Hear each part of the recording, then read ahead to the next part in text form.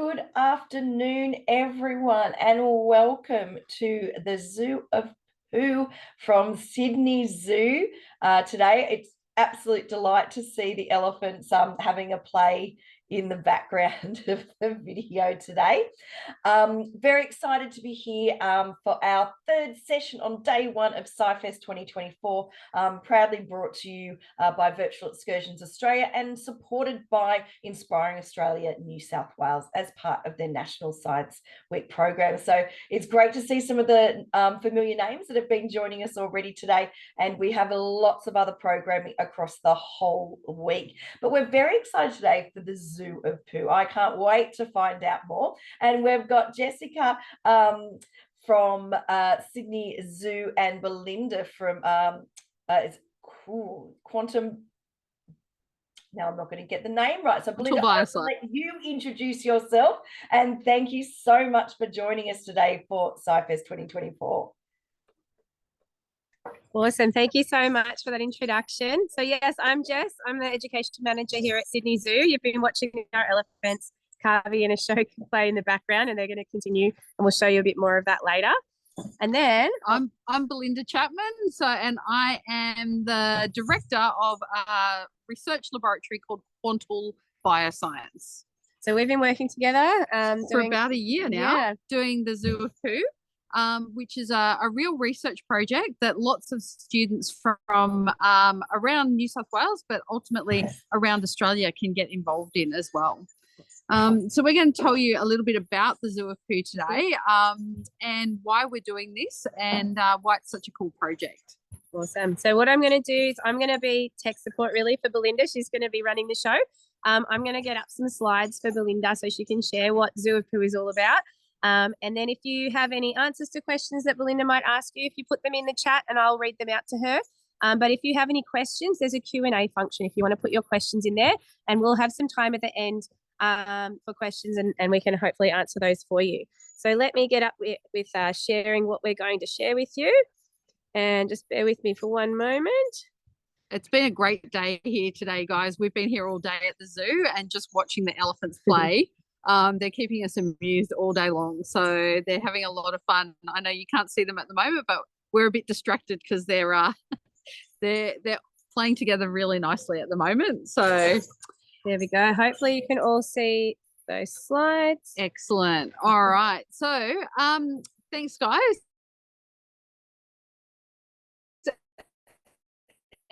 And as I say, welcome here at Zoo of Poo in the zoo. But I'm a scientist, a bit different from a zoologist. I'm actually a microbiologist, and so my job is really thinking about all the little tiny animals, all the microbes that are inside the animals that are inside the zoo, and so that's where the Zoo of Poo comes from. So I don't know if you really have stopped to think about animal poo a lot. I know I have a lot, especially over the past year when Jess and I have been working together. But inside all the different types of poo that you find from animals, there are microorganisms. And those microorganisms, those bacteria and fungi and different other types of microbes, are something that's really important to a particular type of animal, and that particular type of animal is called a hindgut fermenter. So, and hindgut fermenters, it's really crucial that hindgut fermenters actually have microbes in their gut, because they eat such poor quality, not because of anything the zookeepers give them, but just by their nature, they eat such poor quality kind of food. So if we think about rhinos and elephants, they're mainly eating things like grasses and hays. And if you think about koalas, which are also hindgut fermenting animals, they're eating eucalyptus leaves. We know that they pretty much live on a diet of eucalyptus leaves. But have you ever stopped to think, what would it be like if you had to eat a diet of just hay or grass or eucalyptus leaves all day long? Well, the answer would be, just like these animals, if they didn't have the microbes in their gut, that they would be really hungry, because the types of food that they're eating have very little very few nutrients in it that are easily accessible for the animal. And it's actually the microbes in their gut that enables them to break down these tough, fibrous kind of foods. So without the microbes, literally these animals would not be able to live. So we work with Sydney Zoo on a whole range of different hindgut fermenting animals. And it's really weird. Sometimes you might think, oh, I know what a hindgut fermenter is, but it's actually not that easy sometimes to spot them. But some of the animals that we work with at Sydney Zoo that are hindgut fermenting animals are capybara, cassowary, chimpanzees, emus, the elephants, which is why we're here at the elephant enclosure at the moment. Koalas are also hindgut fermenting animals, as well as orangutan, ostrich, rhinoceroses, the black-footed tree rat, which is Jess's favorite, the wombat, and also the zebra. So all of these animals are hindgut fermenting animals. But things like giraffes and kangaroos actually aren't hindgut fermenting animals. But one thing you'll notice is that all of those animals that we're talking about there are all herbivorous animals. So they all live on tough plant matter. So in the Zoo of Poo project, it really all starts here at the zoo. So we can't do the Zoo of Poo without the zoo. And so our students that are involved in the project start here, and they are here on this slide. You can see them collecting poo. And so this is actually a rhino latrine that they're collecting from. So rhinos actually have big mounds of poo, so it makes it really easy in a way to get the poo, but also tough because sometimes we have to hold on to the back of people while they lean over the poo to get the very freshest stuff that's right in the middle. And we take that poo, and then, so this doesn't look maybe like such a great job, but this one, they look a little bit happier. Everybody in the lab then, back in our laboratory, which is about 20 minutes or so away from the zoo, actually looking at the poo in the laboratory. And so the way that we look at the microbes that are in the poo in the laboratory is actually we have to break every one of those microbes open, and we have to get at something called the DNA. Now, I think a lot of you will know what DNA is, but it is basically the code that exists in all of our cells, and also in the cells of all the animals, and also in the cells of all the microbes, that actually allow us to know what each microbe or animal or human is. And so we break that DNA open. And so you can think of it as unwinding the DNA in order to read the message that's there inside the DNA. So when we have a DNA double helix, we unwind it and we read the code, which is coded like ATGC, so adenine, thymine, cytosine, guanine. And we read that code so that we can understand what microbes we're actually looking at. So we're using really cool cutting edge technology to do this.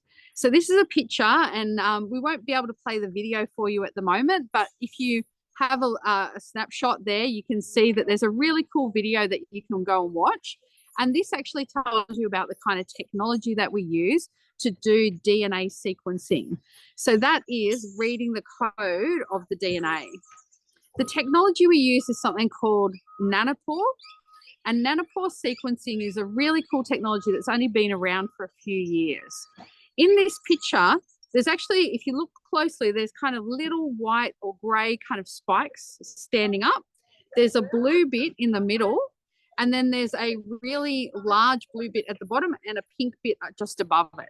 So in the picture, what you have is that light blue bit that's going down into the pore, which is the big blue bit. That light blue bit is actually the DNA. So this is a molecular kind of image of the DNA that's been coloured so that you can actually see the DNA going in. And so that DNA goes in, and as it goes through the pink bit, it actually gets unwinded. And so goes through what's called a pore and gets the signal from that pore actually tells us if we're reading an A, a T, a G, or a C. And so it allows us to look at the whole code that's there for each of the microbes. So this technology is really cool. And believe it or not, the technology is so amazing, but so small. Like a lot of our technologies, they often start out really big. And I remember still only a few years ago when this kind of technology would take up most of a laboratory space. But now it's so small, it's actually smaller than your mobile phone. And so that means that this is a really cool technology that people are using all around the world and often on site as well. So even though at the moment we use it in the laboratory, there's no reason at all why we couldn't bring that technology right here into the zoo and use that technology here. And just to show you how far this kind of technology goes, it's actually something that's currently used on the International Space Station as well, when they're looking at different microbes on the space station. So as I said, what we do is we look at the code that we get in the DNA as the DNA is unwound. And that sequence, actually, each sequence tells us the presence of a different type of microorganism. So you can see here, there's different DNA sequences, and there are different microorganisms that belong to each one of those DNA sequences. So what that means is that when we look at a lump of poo, and here's a lump of elephant poo here.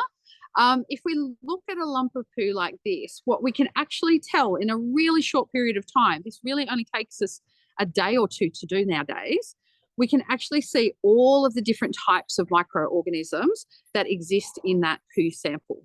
And this gives us a really good idea about how healthy the gut of the animal is that gave us that poo sample.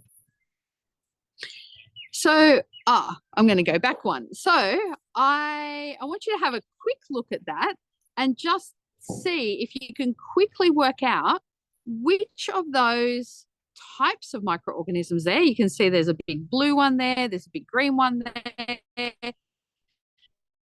there's a black one there, and so on. If you can figure out which type of microorganism is actually the one that's there the most. So I'm going to give you a second to have a little look at that one. And then maybe I've already given the game away. I don't know. Jess is having a good look here. I'll definitely be testing Jess. All right. She didn't see my little trick there. But if you guessed, maybe you guessed that the blue one was the most abundant microorganism in that picture. So what we can do is to test out which microorganism is there the most. We can actually, in that picture, we can count them up. And we can put them in something like a little bar chart here, and we can work out which one is there the most. Now, I don't know if you can see it on this screen, but on the bottom right-hand corner, you might not have seen that there's one lone little purple guy there. And a lot of people would have missed that when they were first kind of looking at that picture. So, but I don't know if any of you actually realised that the most abundant microorganism there wasn't the big blue one or the big pink one there, but it was actually the little tiny green one. And so this here actually shows you the proportion of each of the microbes there. So there were actually 100 different microbes in that picture that I showed you a minute ago. And here we have them all laid out so that I can calculate something called the relative abundance, which is really just the percentage of each different type of microbe out of 100%. So if I look at the little green bars on the side, that's actually 13%. Cool, awesome. So that's actually 13% of my microorganisms in this particular case were those little green bars, right through to only 1% of them being the purple one on the right-hand side there. So when I'm talking about relative abundance, though, cool, the fourth one looks like a pizza. Now you're making me hungry. Okay, so when I'm talking about abundance there, I'm really talking about something I said relative abundance. So it's how many out of 100% are one type of microbe or another.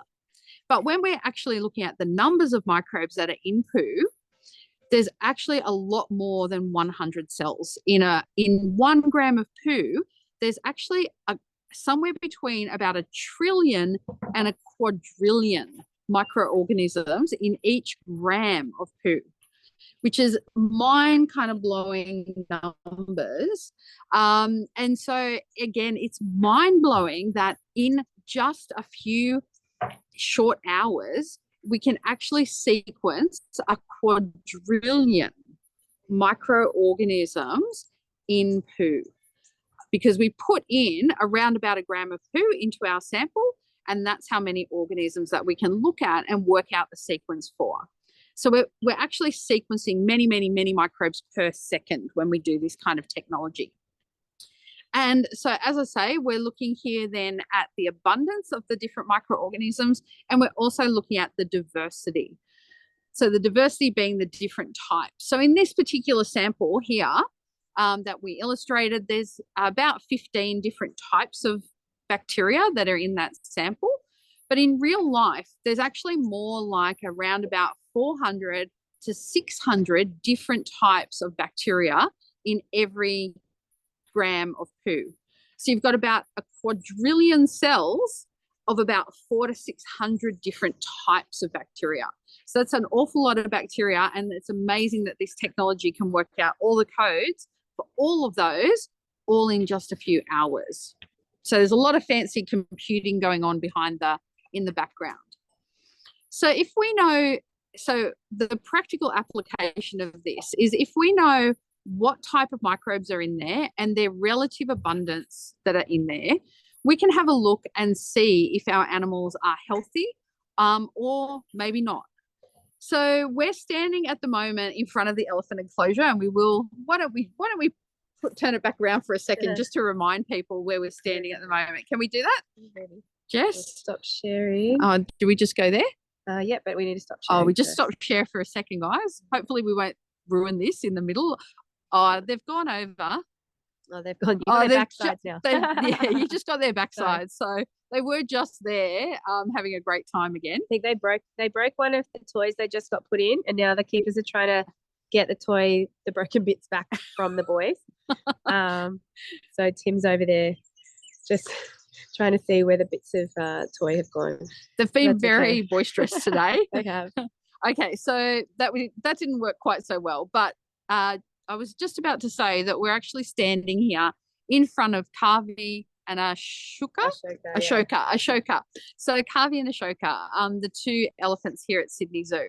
And so this is an example of what we might see if we were looking at, say, Kavi's microbiome. So a microbiome is all of the microorganisms that are in that particular environment of the gut of the elephant.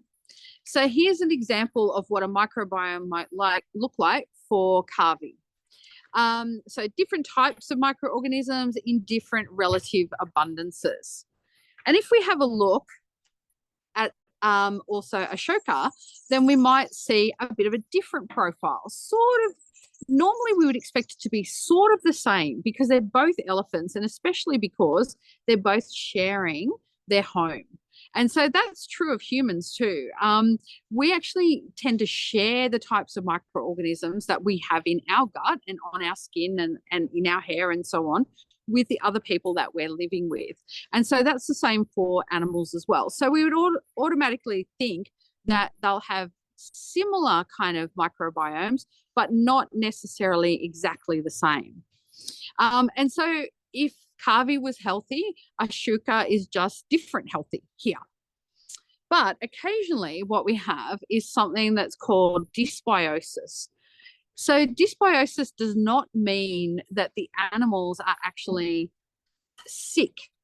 It just means, kind of like us, that sometimes their system sort of gets out of whack. And that can happen for animals for a whole lot of different reasons. It could happen during a change of diet. So Jess, I know that some of the work that we've done here at Sydney Zoo has been when we've actually changed the diet and to have a little look at how the animals are responding to the new diet. Do you want to just tell us one reason why you would have to change diet occasionally for the animals? Yeah. Well, there's a few things, but so we have a nutrition manager here. Her name's Jackie. She's presenting at a conference that Belinda's running on this project. But she sometimes needs to change the type of hay that is being fed out for the elephants, for example, or the rhino, because they do a nutritional analysis. So what that means is they look every 6 months or so, they get a new batch of hay in, and they'll have a look at how much protein, all the different nutrients in it, and it might change over time depending on how the cropping season was. Was there enough water? Was it really hot and dry. And so they might have to change the different proportions of different types of hay. And so video is still on in the elephants. That's okay. Thank you. Thank you. As long as you can still see the video, the images as well. But yeah, our nutrition manager likes to track, okay, how's the change in hay affecting our animals? Or we may not be able to get some type of food or some type of hay in a delivery. So we do like to be able to have a look and go, well, does that affect their microbiome? And we're only in early days in this, so it's really exciting to be able to have a look at this and then start from last year. We now have a data set tracking all of this, and we've got a data set from nutrition tracking when hay and different things have been changed and analysed. And so there's a whole PhD in that, I think. But there's a lot of ways that we can compare and have a look at how diet does impact on the microbiome for our animals.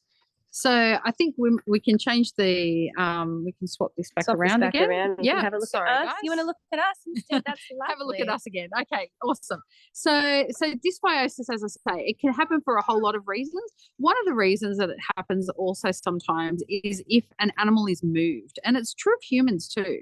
If we kind of travel around, we often get a bit of an upset tummy for a bit of time until our microbiome kind of adjusts to our new food and our new environment.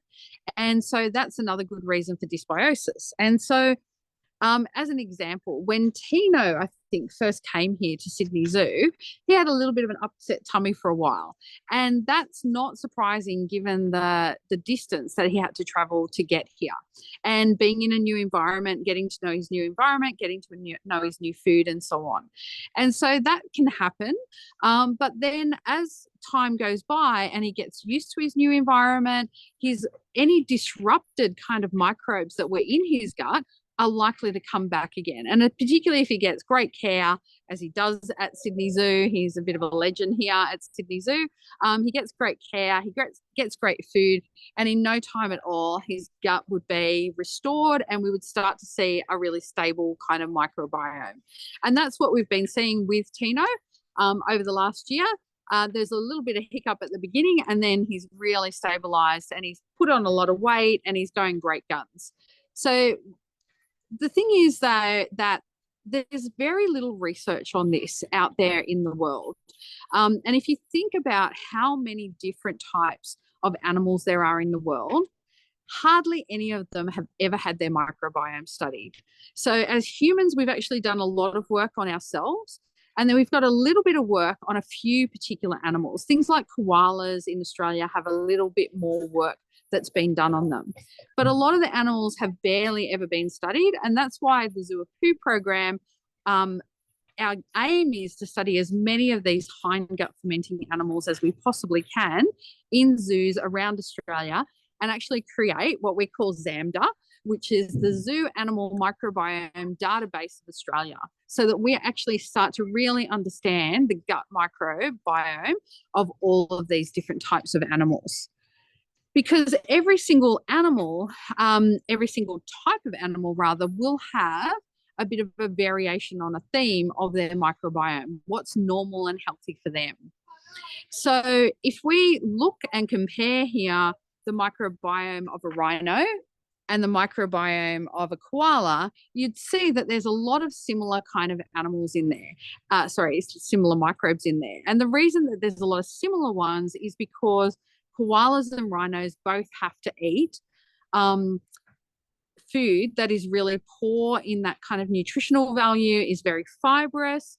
And so it's not surprising that the types of microbes that help them to digest that food are similar between things like rhinos and koalas, and indeed a lot of the hindgut fermenters. But also the relative abundance of different microorganisms might be different between different animals.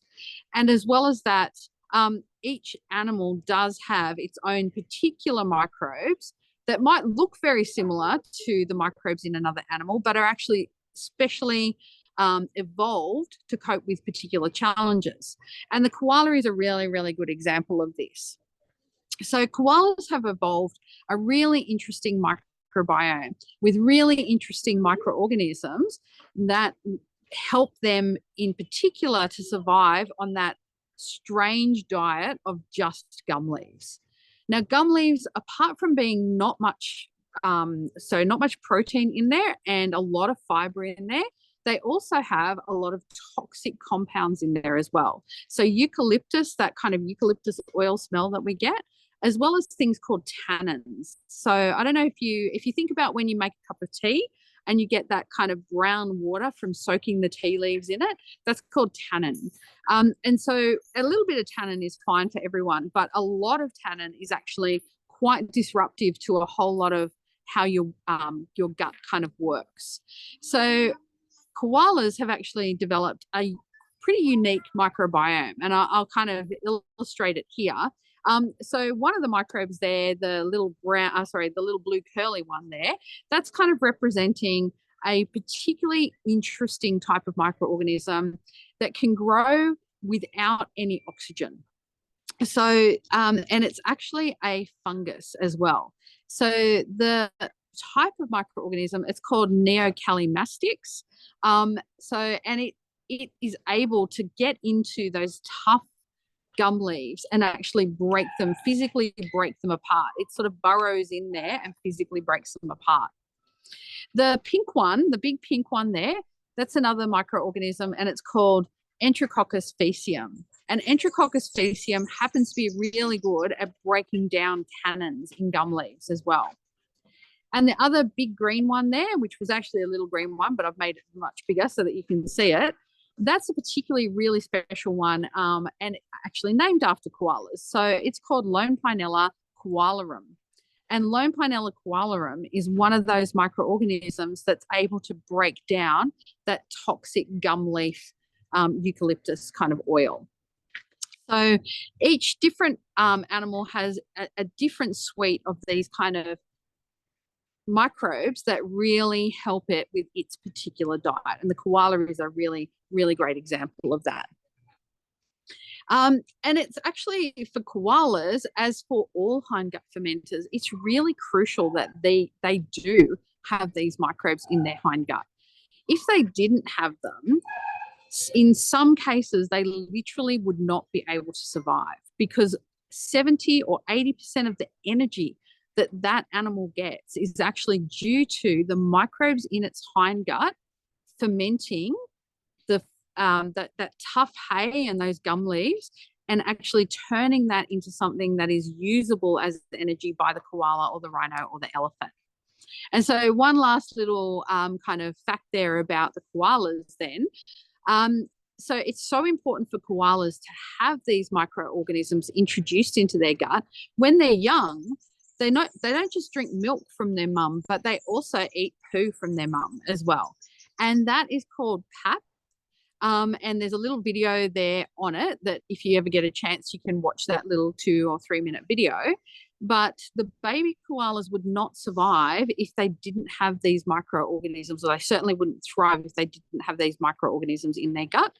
And so because of that, their mum inoculates them with those microorganisms right from the time that they're little babies, so that by the time they're weaned off their milk, they will be able to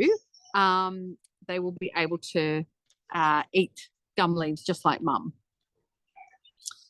Okay, so I think that pretty much covers it for what I wanted to say for today, and we're going to have heaps of time for questions. But I just wanted to let you know that if you enjoyed learning about the Zoo of Poo, as it happens, so we're actually running our own Zoo of Poo conference. It's the very first one, and it's called ZopCon 24.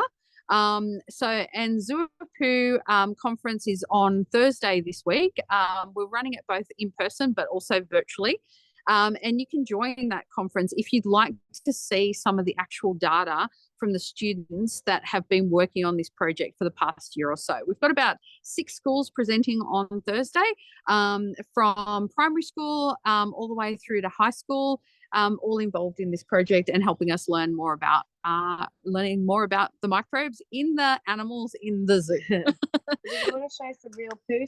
Yeah, sure. Okay, hang on. I might flip the camera so you've got a better view, and then we can have some questions. So if you have any questions, pop them in the Q&A. I'm just gonna. Oh, there are the boys. They're going. Oh, so they're going. Oh, they're going home. They're going for dinner. They're going for their dinner in the barn, so the keepers can go in and find that broken toy. But I'll just put you. I might actually finish.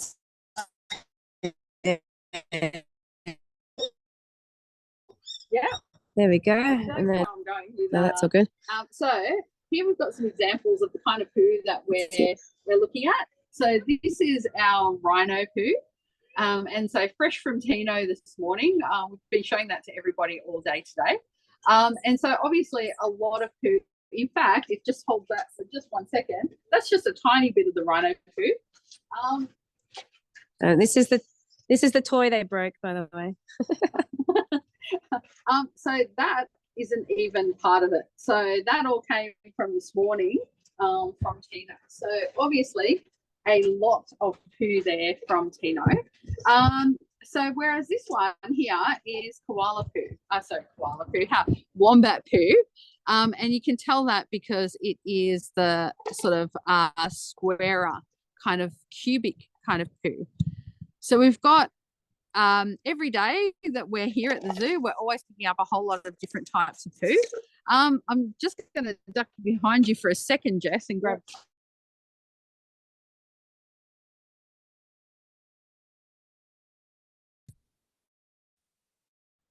We're tricking everybody.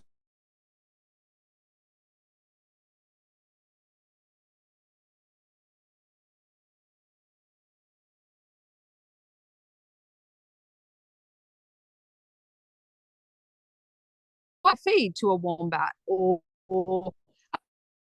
another animal that eats this kind of tough sort of hay kind of food in, pretty much is what comes out. And that just goes to show how, so if we look here, it's not that different. What goes in, that's what comes out. Not that different.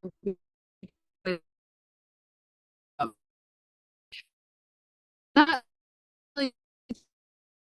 is the food is not all that nutritious unless the microbes actually act or fish or chips or pizza at the end. Okay, and that's because your body is very good at breaking down that food, and there's also some microbes in your gut that help with that. But for these guys, they're really, really reliant on the microbes to break down that tough sort of food for them. Cool. Right. So have we got any questions, Jess? All right. Do you use a standard microscope to look at the DNA in the poo samples? Okay, great question. So I wish I could use a microscope to look at the DNA, but I can't actually use a microscope to look at DNA at all. So the types of microscopes that can look at DNA are massive, massive microscopes that take up a whole room. Things like atomic force, and a few other types of scanning microscopy. And so the sort of microscopes we've got in our laboratory are like supersized versions of probably what you've got at school. And they can see individual bacteria, but they can't actually see into the bacteria and see things as small as DNA. So you need a really, really super powerful microscope to do it. And they're really digital kind of microscopes. You're not really looking at the DNA as such. It just takes signals from the DNA and processes them to give you an image of it. It's not actually really something that you're looking at. Well, that brings me to another question. It was actually the chat that I just saw, but how sure are we of the shape of DNA? Very sure of the shape of DNA. Yeah. So we're not really sure exactly how it works still after all this time, but we're very sure about the structure of the DNA. But every time we understand more about the structure, it's hard to imagine how you get so many different functions, so many different codes out of something so simple. And a lot of that is to do with extra chemical residues and so on being added to other parts of the DNA, but we're very, very sure about the actual structure of it. So from Lacey, I've got how many microorganisms would be in 5 tons of poo I feel like that's how long is a piece of string? I feel like that's a calculation that I probably can't do in my head, Lacey, but I think that you might have to do that for me. So if you have so basically the calculation will be you've got a quadrillion in 1 gram, and you've got so you've got 1,000 grams in a kilogram, and then you've got 1,000 kilograms in a ton, and then you have to times that all by 5 ton. So you're going to have a lot of zeros there. All right, so from Tracy, what are some of the animals you collect poo samples from? Okay, so our favourite ones at the moment are definitely the rhino, the elephant, capybara. So Sydney Zoo has a really interesting little collection of capybaras, and there's some brand new. Oh, hang on, I've got to get my favourite capybara. Okay, the capybaras are my favourite. Here he is. So not real, but he looks real, doesn't he? He's pretty good. So they at Sydney Zoo, they've had some baby capybaras in the last year, which has been really interesting to look at baby capybara poo and grown-up capybara poo. So capybaras, koalas. We've just started doing emus, ostriches, and now orangutans as well. And so some of that data we're going to actually show for the very first time at the ZopCon conference on Thursday. But there's other animals that we haven't really started sampling yet, like the zebra and the cassowary are 2 that we would like to sample here at Sydney Zoo as well. One other animal, though, that we have been sampling at some of the other zoos, so from Taronga Zoo, Australia Zoo, and Melbourne Zoo, we've actually been, so thank you, this kind of guy. He's not perfect at all, but it's as close as we can buy in the kind of zoo gift shop. Fijian crested iguanas. So Fijian crested iguanas are critically endangered iguanas, and they have a herbivorous diet, so they eat plants. In their native Fiji, which is where they come from, they mainly eat hibiscus leaves and flowers. And the only other place in the world that they are, except for Fiji, is in they're trying to get rid of us. The time's 4:40 p.m. and we're being told we've got 20 minutes to leave. Okay, so Fijian crested iguanas are kept in Australia in zoos, and they're only found in zoos and in the wild in Fiji. That's all. So they're critically endangered, and there's only been one study ever done on the microbiome of these kind of critically endangered animals. So in the last year, we've got one of our students, Blake, who's actually a master's student at university. He's been studying the Fijian crested iguana and has put together more data on its microbiome in 1 year than has ever been done in the whole history of the world before. And that's the kind of thing that we're finding out about things like capybaras and elephants, koalas, and all of those other animals that we're sampling. So let me have a look. There's a couple more questions before we finish up. Yep. Why is wombat poo square shaped? That's a very different. Why is it square shaped? Yeah. So why is it square shaped? But it has more to do with their intestinal tract, I think, than anything else. That's right. Yeah. So as we understand it, it has to do with their intestinal tract and how they actually deliver the poo, and nothing to do with the microorganisms. But there is a theory that it's square sort of shaped so that it can actually be put onto higher sort of places and it won't kind of roll away, and it acts as a marker of the territory of the wombat. But there are a number of different animals that kind of also have that sort of cubic sort of shape to it as well. So maybe that's true of other animals too. Matilda, our wombat, does that all the time. She likes to make a little pile of cubes. Yeah, to warn the other wombats. Okay. If you stretched out all the DNA in someone's body, how long would it be? Oh gosh, that's a great question. I have no idea. I feel like that's a research project for whoever's asking that question there for your class. That's a great question. I have no idea about that. And We then had this in our trivia. Did you? Earlier today. Okay. In one cell, how long the DNA would be, and it was 2 meters in one cell. Really? In one cell? That's great. I've not known that. I've got my own one for you, which is koalas, because it's so important for them to have all the microbes in their gut, you probably notice they're a bit pot-bellied sort of, and that's because they've got an enormous cecum, which is part of their hind gut.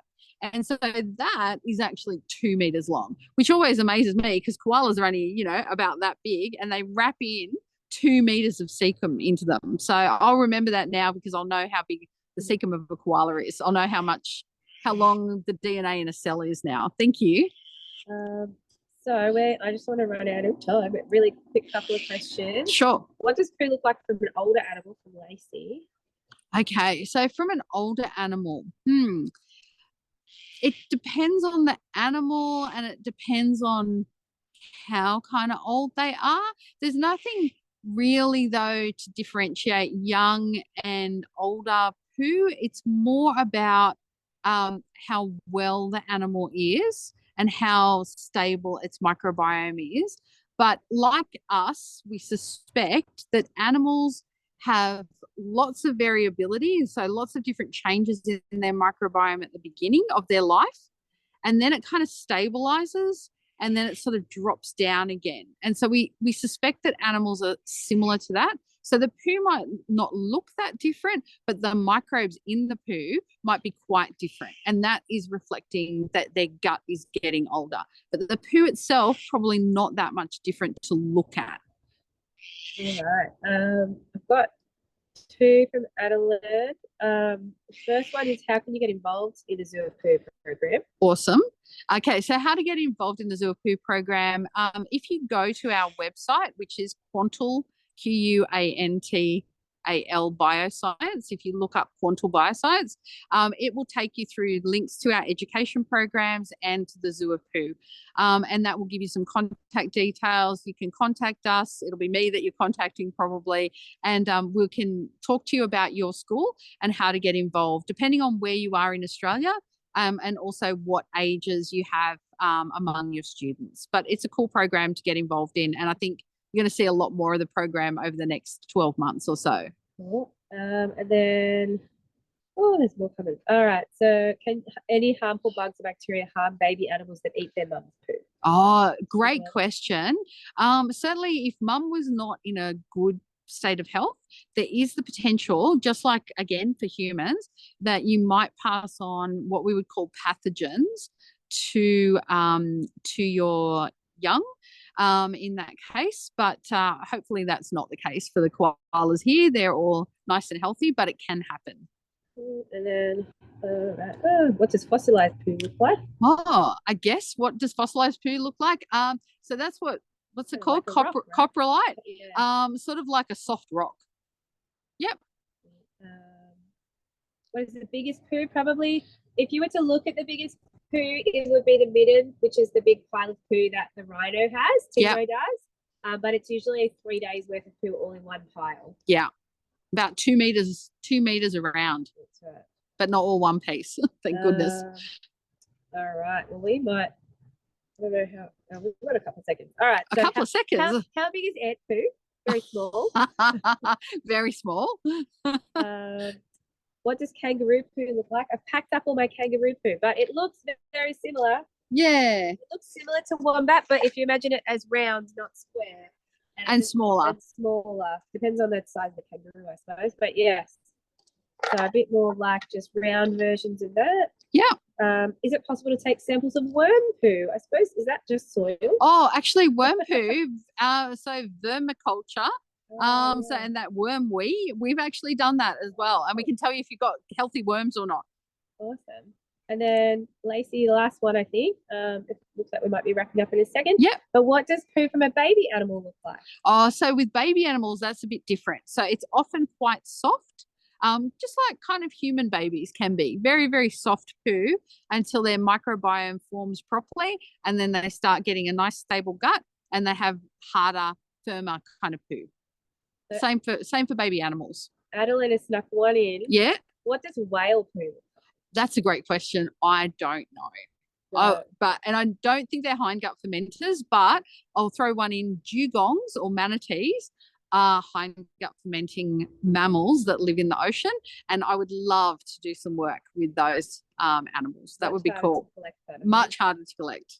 Can you get samples of bird poo from Tracy? Yes, we have had ostrich and emu samples already tested. Yeah, It's like a giant bird splat though. it is a lot. Yep, you got to pick your poo for that one. Oh, I think we are just checking the time at 4:45. Cool. I think we're about to wrap up. Oh, what's the hardest poo sample to get at the zoo? Oh, the capybara. Yeah, they like to poo in water. Yeah, they poo in water, and so it's hard to actually be there in time to capture the poo. So zookeepers do that one for us.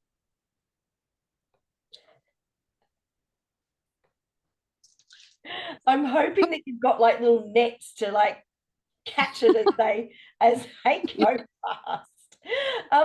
Yeah. Thank you so much. That was absolutely fascinating. It was even more interesting than I was hoping it was. And yet so many wonderful questions from all the participants as well. I've got a lot of those links that you were mentioning. So the Zoo of Poo conference, the quantum Quantal Bioscience. Yeah, the nano thing. I've got that link up. Yeah. And I'll share all of that with a follow-up recording to all the participants as well. So thank you so much. What a great way to finish day 3 of National Science Week, but day 1 of SciFest 2024. Absolutely fascinating. And we got a show from the elephants as well. It was like you got them there on. Yeah, we sure did. So thank you very, very much. And thank you everyone for joining us again today. Bye, everyone. All right. Thank you. Bye.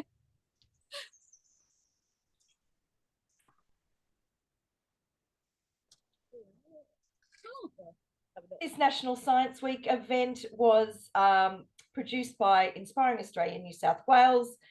Thank you for being part of it today.